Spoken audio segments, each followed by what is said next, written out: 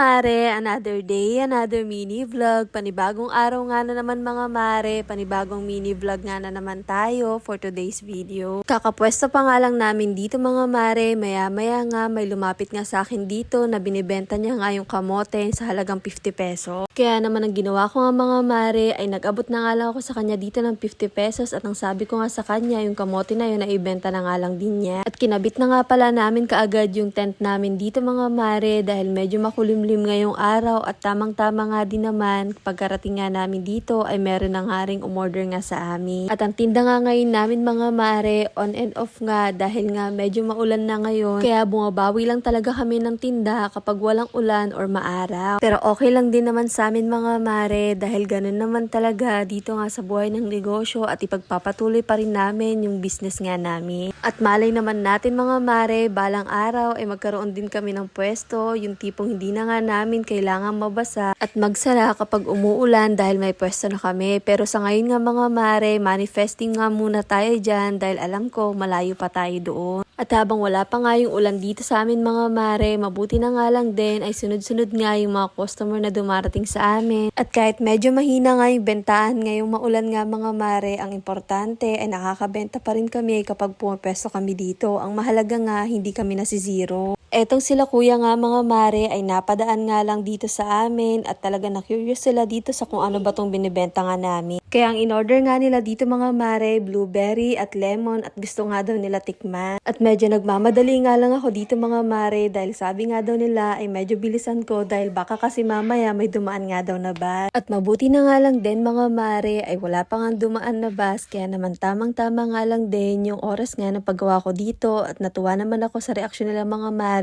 na nasarapan nga daw sila.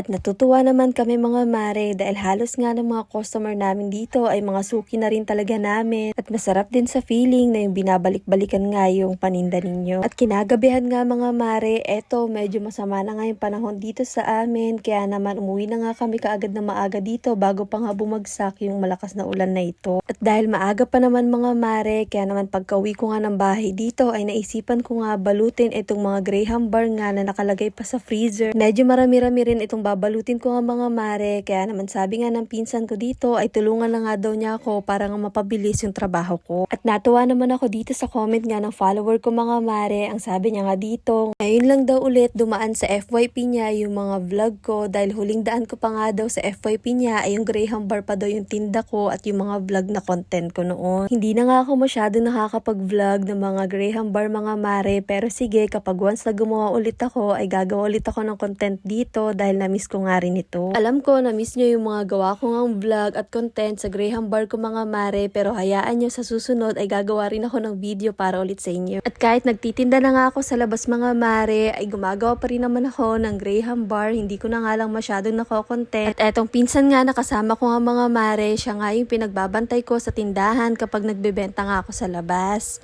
O siya, hanggang dito na lang muna mga mare. Ito